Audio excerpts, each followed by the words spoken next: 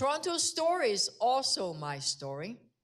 A journey that took me from Hong Kong to an apartment in St. Jamestown, and now to this council chamber as your new mayor. Mayor Olivia Chow has officially taken office here at City Hall after being sworn in during what could be called an uplifting ceremony earlier today. There were a number of speakers and performers, along with a message of hope and determination, but not before a quick bike ride to work.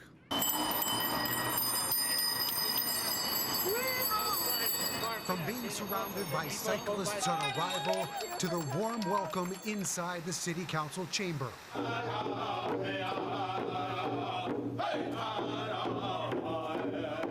Olivia Chow's first moments as mayor made the effort to set the tone for her upcoming term, with the theme of hope and inclusion and bringing people together. Choose the best materials that Mother Nature provided to build your canoe. The best birch bark, the best cedar, the best pine roots, and the best pitch. And with practice, acquire the experience and the knowledge to be prepared for the unexpected. Messages from Indigenous and Black leaders offering advice and support for her mandate and her ability to tackle the issues the city faces. She little, but she talawa. And that means she's strong.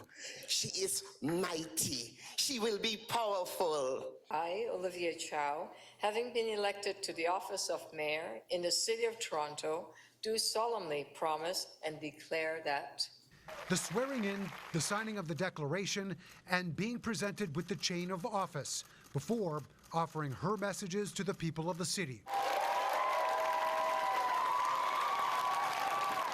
in the face of our shared challenges, the message was loud and clear. People want change. It's a good life, a better life, in a city where they feel they belong. Right here, Toronto. And that's a city worth imagining, a city worth building together, all of us. We need a new deal for our city. Toronto needs strong federal and provincial partners who recognize our city's crucial role in the economic and social life of our province and our country. Thank you for joining us today. It is such an amazing privilege for someone like me with my story to be standing here today and address you as your new mayor. The formalities making way for music again with words of inspiration.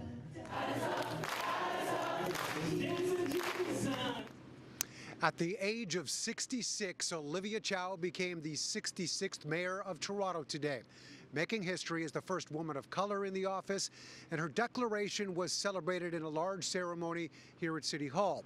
But it quickly turned to the business at hand. An overwhelming refugee and homelessness emergency, affordable housing crisis, and a serious budget shortfall have all been handed to her as problems to solve as quickly as possible. Together we can, and today we start. Thank you. Mayor Olivia Chow's words attempting to bring everyone in the city and at City Hall together to begin a new chapter in Toronto politics. Those enjoying the ceremony, including a number of former mayors and future colleagues on council. It's got to be a collaboration, and that's exactly how she works. And when you know that the mayor and the public service are really collaborating and trust each other, then you can trust as councillors and bring your community along. We have a huge deficit that we need to deal with immediately. So I love Olivia Chow's new energy and enthusiasm for this job, and I look forward to working with her. Former councillor and Chow's stepson, Mike Layton, probably knows more than anyone what she is about to face and how well she is equipped to handle the task of leading the city. It's going to be a challenging job, but if anyone's up to the task, I know it's her. And frankly, as a resident in the city of Toronto, I know how difficult a job this is going to be, and there's no one I can think of that would do a better job of it. I'm really hopeful that a lot of the things that have been stuck over the course of the past 8 years, that we're going to shake them loose, that we have some momentum, some wind beneath our wings as a result of Mayor Chow's election. Former Chief City Planner Jennifer Keesmaat likes Chow's planned approach to tackling homelessness with more supports and building more affordable housing along with help for renters.